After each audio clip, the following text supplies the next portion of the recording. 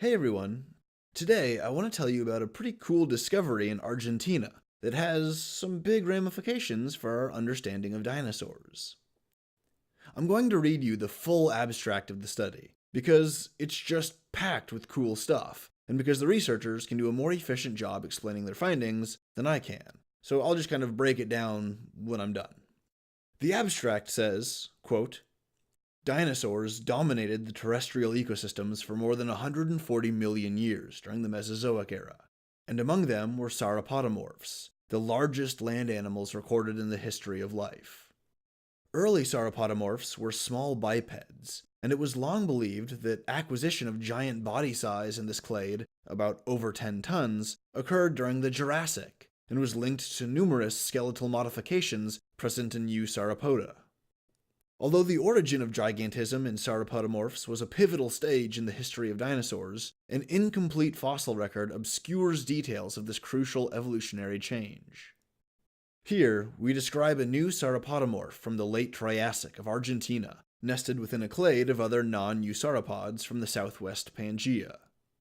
Members of this clade attained large body size while maintaining a plesiomorphic cyclical growth pattern. Members of this clade attained large body size while maintaining a plesiomorphic cyclical growth pattern, displaying many features of the body plan of basal sauropodomorphs, and lacking most anatomical traits previously regarded as adaptations to gigantism. This novel strategy highlights a highly accelerated growth rate, an improved avian-style respiratory system, and modifications of the vertebral epaxial musculature and hind limbs as critical to the evolution of gigantism. This reveals that the first pulse towards gigantism in dinosaurs occurred over 30 million years before the appearance of the first eusauropods." Unquote. Okay, so let's unpack this passage so it's a little more digestible. For some time, the standard thinking was that it took until about the Jurassic period for dinosaurs to grow really big, like over 10 tons. When the researchers who made that conclusion were compiling all their data, they noticed all these similarities in bone structure between species, and they figured that these had to be some kind of shared trait from a specific kind of growth style that enabled the development of a giant body size. And that without this trait, dinosaurs wouldn't have grown to giant sizes. But this new discovery of a 200-some million-year-old dinosaur from the late Triassic, called the Ingenia prima, casts doubt on this conclusion. Cecilica Appledetti is a researcher at the San Juan University who contributed to the study. She said, quote, "As soon as we found it, we realized it was something different. We found a shape, the first giant one among all the dinosaurs. That's the surprise." Unquote. Gigantism in dinosaurs is thought to have originated in the early Jurassic, around 180 million years ago. But this new finding pushes that origin date back by about 20 million years.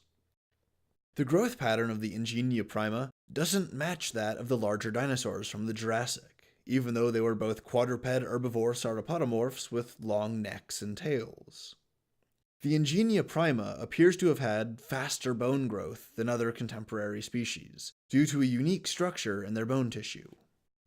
The researchers believed that these were the first dinosaurs to develop gigantism, most likely as a response to predators. It's harder to take you down and kill you if you're bigger and tougher and can resist more damage and can fight back. Larger body sizes with longer, heavier tails and necks means that the herbivores had these massive whips or club-like appendages that they could use to smash and pummel a theoretical bipedal predatory dinosaur. Although it should be stated that these first giant dinosaurs weren't nearly as big as the biggest dinosaurs that ever lived. As the dinosaurs evolved through the end of the Triassic and into the Jurassic and the Cretaceous, they only got bigger and bigger, with the heaviest sauropods coming in at around 70 tons, and having lived during the late Cretaceous, near the end of the reign of the dinosaurs. These Ingenia prima sauropodomorphs were around 10 or 11 tons, which is a lot smaller, but they lived more than 100 million years earlier, which makes them the first known dinosaur species to exhibit this kind of gigantism.